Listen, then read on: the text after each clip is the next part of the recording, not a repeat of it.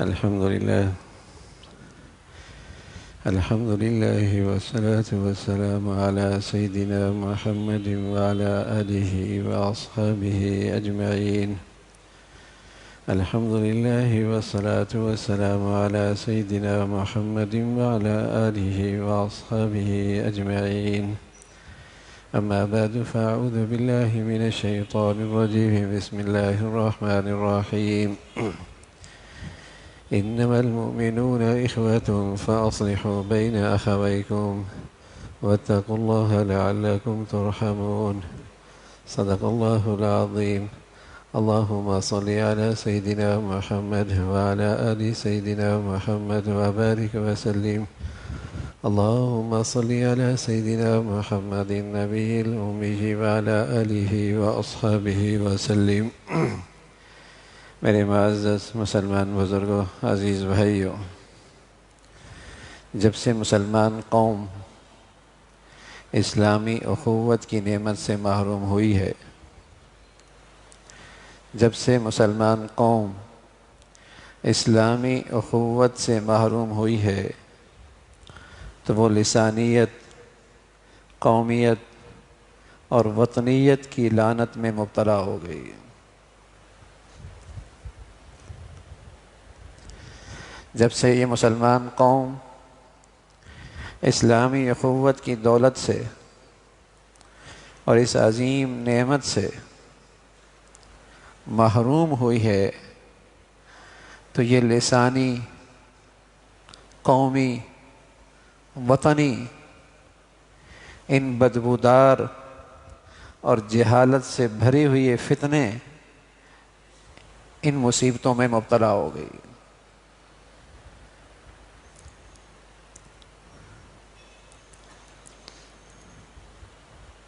مسلمان دہائیوں سے اسلام سے غافل ہے، اس کی زندگی غیر اسلامی ہے، جس کا یہ نتیجہ ہے کہ یہ دیشوں میں اور زبانوں میں اور گروہوں میں تقسیم ہو کے رہ گیا ہے۔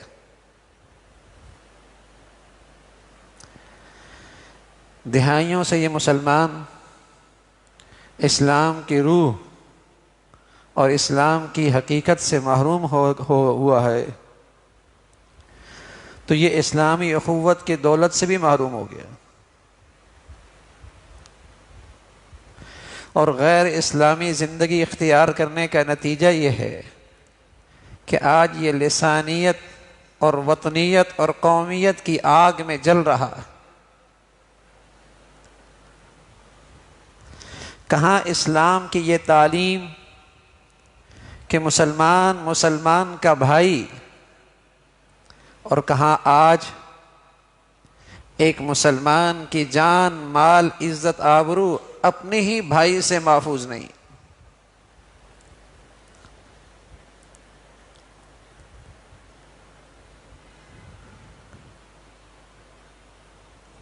اپنے ہی مسلمان بھائی سے نہ اس کی جان محفوظ، نہ اس کا مال، نہ اس کی عزت آبرو محفوظ۔ اور نہ صرف یہ کہ یہ جرم ہوتا ہے، عصبیت اور لسانیت یہ اسے سبق دیتی ہے کہ یہ تیرا حق ہے۔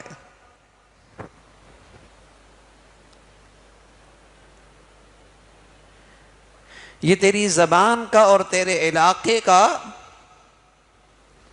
حق ہے، اور وہ مسلمان کی جان لیتا ہے اور مسلمانوں کے مالوں کو جلاتا ہے اور وہ مسلمانوں کے مالوں کو لوٹتا ہے۔ ہمارے ملک میں بھی 70 سال سے زیادہ عرصہ ہوا ہے، ہر آنے والی دہائی ہمیں اسلام سے دور کر رہی ہے اور عصبیت کے قریب کر رہی ہے، لسانیت کے قریب کر رہی ہے، صوبائیت کے قریب کر رہی ہے۔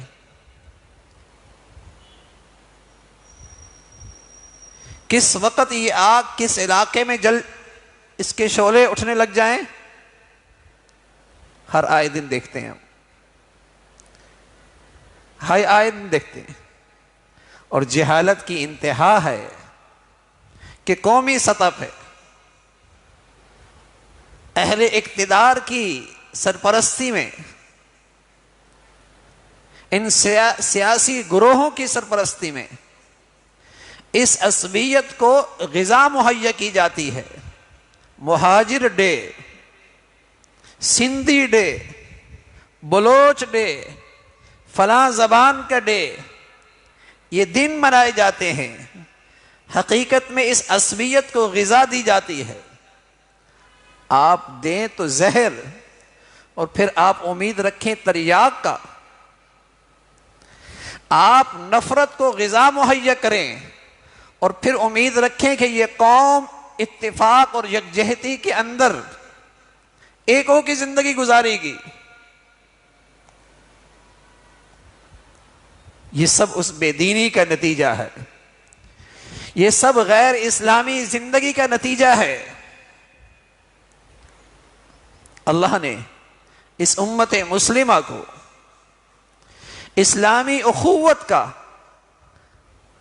ایک عظیم رشتہ عطا فرمایا تھا، جو اس کی اصل قوت اور طاقت تھی. انما المؤمنون اخوہ، اسلامی اخوت کا رشتہ. اور یہ اس کی سب سے بڑی طاقت اور توانائی، یہ اس کی قوت تھی.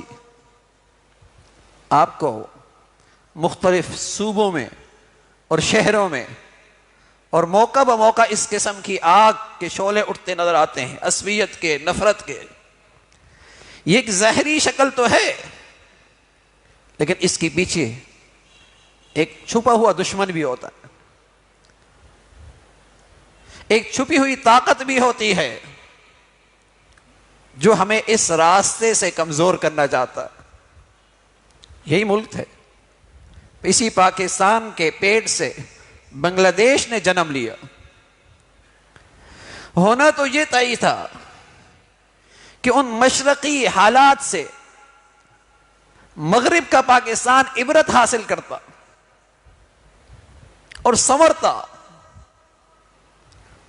اور کہیں سے بھی یہ بدبودار نعرے اٹھتے تو اسے جڑ سے ختم کرنے کی محنت ہوتی. اور اس قوم میں اسلامی اخوت کو فروغ دیا جاتا. تقاضا تو یہی تھا، لیکن سبق نہیں لیا، عبرت نہیں پکڑی.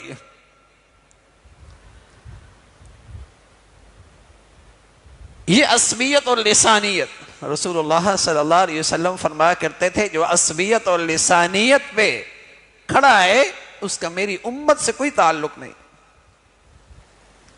میری امت سے اس کا کوئی تعلق نہیں. اور رسول اللہ صلی اللہ علیہ وسلم فرمایا کرتے تھے ایک مسلمان کی جان کا چلے جانا اللہ کے ہاں پوری دنیا کا تباہ ہونے سے زیادہ بھاری ہے. ایک مسلمان کی ناحق جان کا چلا جانا، پوری دنیا کا زوال ہو جائے، اس سے زیادہ بھاری ہے. مسلمان کی جان بڑی قیمت ہے.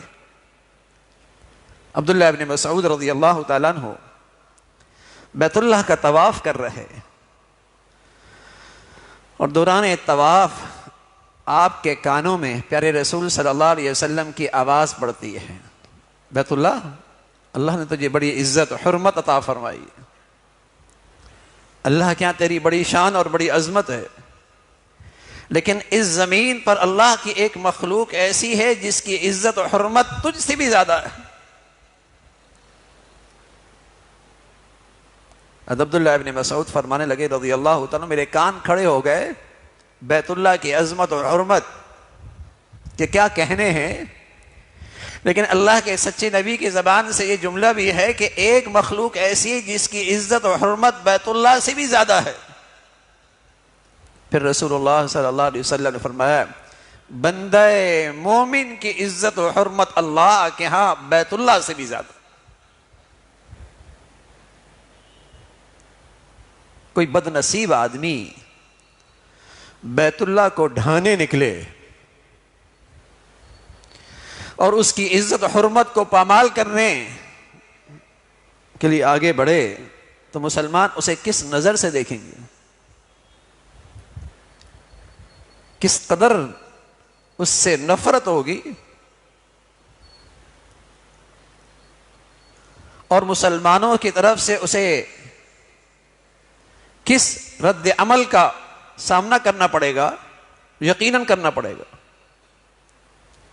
لیکن آج مسلمان کی جان پر حملہ آور ہونا اور مسلمانوں کے مالوں کو لوٹنا اور مسلمانوں کی جان مالوں کو جلانا، یہ کون سے درندے ہیں؟ ان کا مسلمانوں سے کیا تعلق ہے؟ لیکن یہ مسلمان معاشرے میں پلتے ہیں،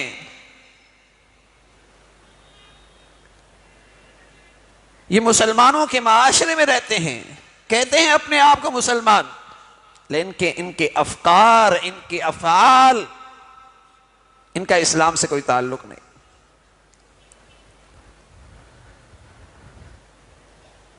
ضرورت تھی کہ ہمارے معاشرے اور سوسائٹی میں اسلام کی تعلیمات اور اسلامی زندگی کو فروغ ملے، جس کے نتیجے میں اس مسلمان قوم کو اسلامی اخوت کا رشتہ نصیب ہوتا ہے۔ مسلمان ایک جسم کے مانند، کوئی فرق نہیں یہ کالا ہے یا گورا ہے، مشرق کا ہے یا مغرب کا ہے، کس زبان کا ہے، کس علاقے کا ہے، کون سا رنگ ہے، کون سی زبان ہے۔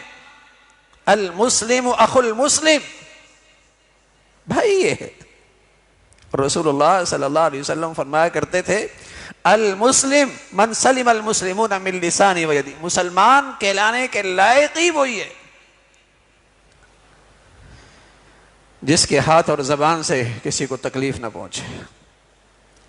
المؤمن من امنہ الناس، مسلمان تو ہے ہی وہ جس سے دوسروں کو امن ہو، جس سے دوسروں کو سلامتی کا پیغام جائے۔ مسلمانوں کی معاشرت کا حصہ ہے السلام علیکم، یہ مسلمان معاشرے کا حصہ ہے، گویا کہ اس سے اعلان کر رہا ہوتا ہے میری طرف سے آپ کو سلامتی کا پیغام، دعا کا پیغام، بھلائی کا پیغام۔ اس لیے رسول اللہ صلی اللہ علیہ وسلم فرمایا کرتے تھے یہ پیغام جب تم سلام کا پیغام دو تو اس میں رنگ نہ دیکھو، زبان نہ دیکھو، علاقے نہ دیکھو، قریبی نہ دیکھو، بھائی بس جو بھی ہو، جانتے ہو یا نہیں، السلام علیکم۔ یہ عنوان ہے تمہاری سلامتی کا، یہ ملاقات کے الفاظ عنوان اور پیغام ہے کہ مسلمان امن اور سلامتی کا دائی، لیکن یہی مسلمان کہلانے والا، نام کا مسلمان، کردار کا کفار، زندگی کافروں کی سی، لسانیت، قومیت، وطنیت کے بت، ان کی پوجا کرنا، ان کی پرستش، اللہ کا حکم چھوڑ دینا،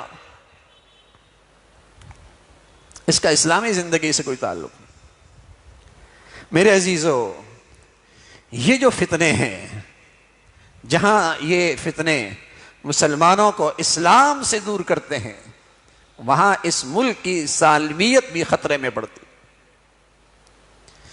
وطن عزیز کی سالمیت بھی انہی ازدہایوں سے، انہی بدبودار ناروں سے اس کی سالمیت بھی خطرے میں۔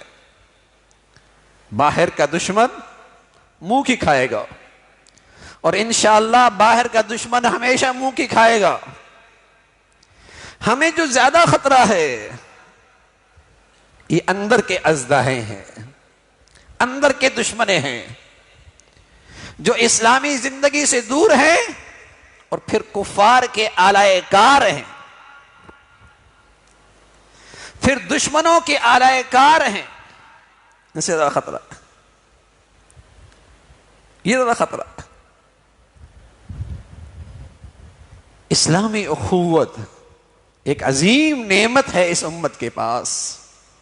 بلال حبشہ سے ہیں، سہیب روم سے ہیں، سلیمان فارس سے ہیں، کوئی بنو امیہ کا ہے، کوئی قریشی ہے، کوئی انصاری ہے، کوئی مہاجر ہے۔ مدینہ کے گلیوں میں یوں لگتے ہیں جیسے سب ایک ماں باپ کی اولاد ہے۔ ان کے اندر اسلام کی روح تھی نا، تو پھر اسلامی اخوت کا رشتہ بھی ہرا بھرا تھا۔ ان کے اندر اسلام کی حقیقت تھی، تو پھر اسلامی رشتے کی تازگی بھی تھی۔ یہاں تو عصبیت ہے، یا تو زبان کے رشتے ہیں، یا تو زبان کی بنیاد پر تعاون ہے، یا تو زبان کی بنیاد پر حمایت سے بو رہا ہوتا ہے اپنی سوسائٹی میں۔